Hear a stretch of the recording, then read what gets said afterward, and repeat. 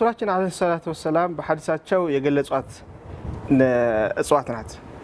ምን አሉ? ፈማዛ ፊል አመረይኒ ኢላ ሽፋ፣ በሁለት መራራ ነገሮች መድኃኒትነትን ወይ ደግሞ ፈውስን እንጂ ሌላ ነገር አይገኝም ብለው የተናገሩበት ሁኔታ ነው ያለው ማለት ነው።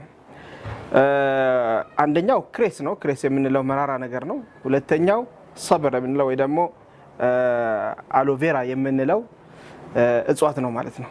ይሄ አሎቬራ ወይ ደግሞ ሬት የምንለው በጣም ከፍተኛ የሆነ መራራነት ያለው ነው። አልበግዳዲ የሚባል አንድ ዓሊም ምን ይላል? ሰዎች ሜዲሲን በሚወስዱበት ጊዜ መድኃኒት በሚወስዱበት ጊዜ አብሮት ከወሰዱ የዛ የሜዲሲን ወይ ደግሞ የመድኃኒት ሳይድ ኢፌክትን ያስወግድልናል ይላል ማለት ነው። ስለዚህ ሰዎች መድኃኒት በሚወስዱበት ጊዜ ከጎኑ አሎቬራን መውሰድ አለባቸው ማለት ነው። ሌላ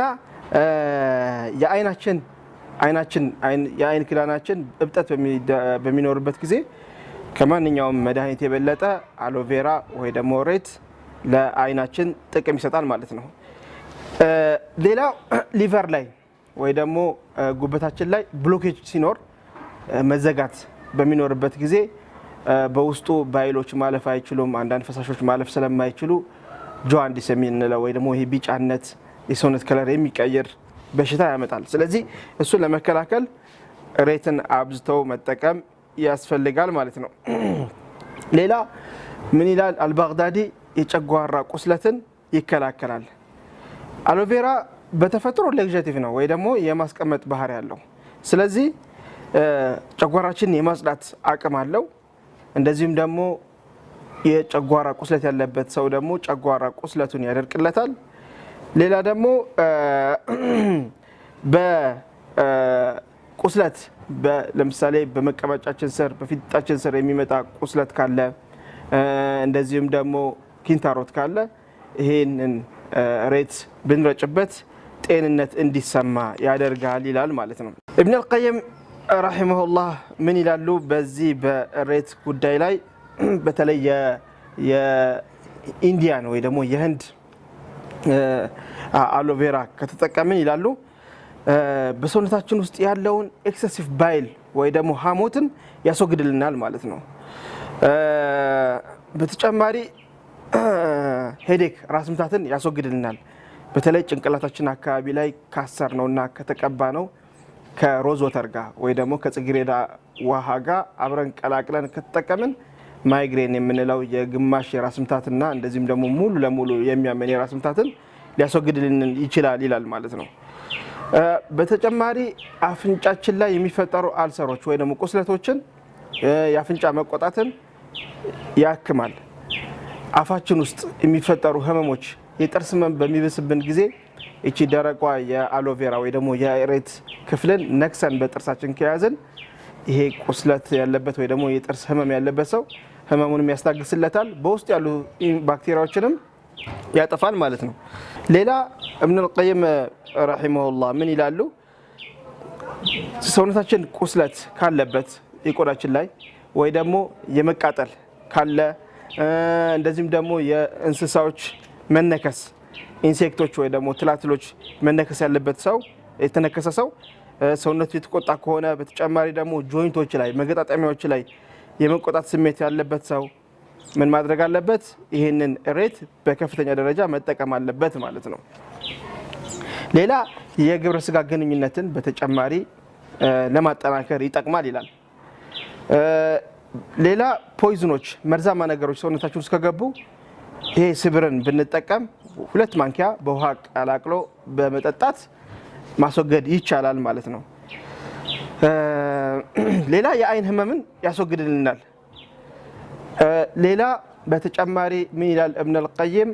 የመተንፈሻ ችግር ያለባቸው ሰዎች ብሮንካይቲስ የምንለውን ያክማል ማለት ነው።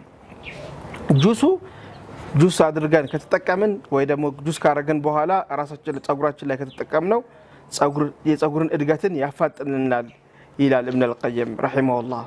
ሌላ በተጨማሪ አይናችን ላይ በምን መልኩ ሊያክመን ይችላል ከተባለ አይናችንን ስበር በተለያየ መልኩ አለ። በሶሊድ መልኩ አለ፣ በጠጣር መልኩ ይዘጋጃል፣ በጁስ መልክ ይዘጋጃል፣ እንደዚህም ደግሞ በዱቄት መልክ ይዘጋጃል። ዱቄቱን እንደ ኩል ከተጠቀምነው አይናችን ላይ የሚፈጠሩ የመቆጣት ችግሮች የአይናችን ክዳን ሊሆን ይችላል። ኮንጃክቲቫ የምንለው የአይናችን መቅላት ችግር ከመጣ የኮርኒያ ኢንፍላሜሽን ካለ የአይሪስ ኢንፍላሜሽን ካለ እንደዚህም ደግሞ ትሪቲንግ ኦፓሲቲ ኦፍ ዘ ቪትረስ ሁመር ውስጥ ያለው የአይን ክቡ ክፍል ያለው ውሃ ውስጡ ችግር ከፈጠረበት ኩል ብንጠቀም ከፍተኛ የሆነ ጤንነትን ይሰጠናል ለአይናችን ማለት ነው። ልብ ይበሉ፣ ዱቄት ሲገዙ አበሮስ መሆኑን ያረጋግጡ። አበሮስ ዱቄት ይመርጡታል እንጂ አያወዳደሩት። አድራሻችን በስልጤ መዲና ወራቤ ኢንዱስትሪ መንደር ያገኙናል። ባሉበት ሆነው ይደውሉ ይዘዙን፣ ካሉበት እናደርሳለን። በስልክ ቁጥራችን 0911 744044 አሊያም በ0920 494949 ሃሎ ብለው ይደውሉ። ምላሻችን ፈጣን ነው። አበሮስ ዱቄት ፋብሪካ። በአጠቃላይ ስለ ሬት ጠቅለል ለማድረግ ያክል በአንደኛ ደረጃ ሃይድሬሽን የምንለው ሰውነታችን ድርቀት እንዳይፈጠር ዲሃይድሬት እንዳይሆን በውስጡ ውሃማነት ስላለው ሰውነታችን የውሃ እጥረት እንዳይኖረው ይረዳል፣ በጁስ መልኩ ከጠጣ ነው ማለት ነው። ሌላ የሊቨር ፈንክሽን ወይ ደግሞ የጉበታችንን ስራ ያጠናክርልናል። ቅድም እንዳልነው በውስጡ የሚፈጠሩ ብሎኬጅ በውስጡ ሊዘዋወሩ የሚችሉ አንዳንድ ፈሳሾች እንደ ባይል ወይ ደግሞ እንደ ሐሞት የመሳሰሉ ፈሳሾች በጉበታችን ውስጥ እንዳይዘዋወሩ ብሎኬጅ የሚፈጥሩ ነገሮችን ስለሚያስወግድልን ጉበታችን በአግባቡ ስራውን ይሰራል ማለት ነው። ይህን ጊዜ ቢጫነት የምንለው ወይ ደግሞ የተለያዩ በሽታዎች እንዳያጋጥሙን ያደርገናል ማለት ነው። ሌላው ኮንስቲፔሽን ድርቀት እንዳይፈጠር፣ ምክንያቱም ራሱ አሎቬራ ላግጀቲቭ ነው፣ የማስቀመጥ ባህሪ ያለው ወይ ደግሞ ሰውነትን የማለስለስ አንጀትን የማለስለስ አቅም ስላለው የምንበላው ምግብ በአጠቃላይ በማስቀመጥ መልኩ ሊወገድ ይችላል ማለት ነው። አራተኛ ለቆዳ ጽዳት ይጠቅማል። በተለይ ይሄ አሲን የምንለው ሶሪያሲስ የምንለው ደርማታይቲስ የምንላቸው የቆዳ በሽታዎችን ያስወግድልናል። ሶሪያሲስ የምንለው ብዙ ጊዜ በእጃችን የፊት ለፊቱ ክፍል ይሄኛው የፓልም የምንለው አካባቢ ላይ በከፍተኛ ደረጃ በማጥቃት ሰው ልጆችን በህመም የሚያሰቃይ በሽታ ነው። ስለዚህ ከዛ ለመከላከልም ሆነ ከዚህ በሽታ ለመጽዳት አሎቬራን ማዘወተር መቻል አለብን፣ የላይኛውን ክፍል በመቀባት ማለት ነው። አምስተኛ ኒውትሪሽን ቡስተር አለው። አንድ ሰው ኒውትሪሽን ላይ እጥረት እንዳይኖርበት በውስጡ ብዙ አይነት ቫይታሚኖችና ንጥረ ነገሮች በውስጡ ይዟል። ለምሳሌ ያህል ቫይታሚን ቢ፣ ሲ፣ ኢ እንደዚህም ደግሞ ፎሊክ አሲድ አለው። በተጨማሪም ካልሲየም፣ ኮፐር፣ ክሮሚየም፣ ሶዲየም፣ ስላኒየም፣ ማግኒዚየም፣ ፖታሽየም፣ ማንጋናይዝ እና ዚንክ በውስጡ ስለያዘ ብዙ አይነት የኒውትሪሽን መጠን ያላቸው ንጥረ ነገሮች በውስጡ ስለሚገኝ በጁስ መልኩ ብንጠቀመውና ብንጠጣው ምንም በራራ ቢሆንም ኒውትሪሽስ ያደርገናል። ሰውነታችን ኖሪሽ ያደርገዋል፣ በምግብ የተጎዳ እንዳይሆን ያደርጋል ማለት ነው። ብዙ ጊዜ እንግዲህ ሬት የሚታወቀው ከላይ በመቀባት ወይ ደግሞ ጸጉርን በመቀባት ነው። አሁን ግን እየተነጋገርን ያለነው ውስጣዊ ነገሮቻችን እንዲያስወግድልን በምግብ መልኩ እንድንጠቀመው ነው ማለት ነው። ሌላ ሃርት በርን ልባችን አካባቢ ማቃጠል በሚሰማንበት ጊዜ ከጨጓራ ቁስለት ሊሆን ይችላል፣ ከአንጀት ቁስለት ሊሆን ይችላል። በከፍተኛ ደረጃ ልብ የተቃጠለ የሚሉ ሰዎች በጁስ መልኩ ሬትን አዘጋጅተው ቢጠጡ ከፍተኛ የሆነ ሪሊፍ ይሰጣቸዋል፣ ያቀዘቅዝላቸዋል፣ ቁስለቱንም በዛው ያክመዋል ማለት ነው። ሌላ ዳይጀስቲቭ ቤኔፊት አለው። አንድ ሰው በጣም ኢንዳይጀስሽን ካለበት ምግብ አለመፈጨት ካለበት ሆዱ ዲስኮምፎርት ወይ ደግሞ አለመስማማት ምቾት አለመሰማት ካለበት ሬትን ቢጠቀም ከዚህ ችግር ይወገዳል ማለት ነው። ብዙ ጊዜ ለቢዩቲ ሃክስ ያገለግላል አሎቬራ ማለት ነው። ምንድነው?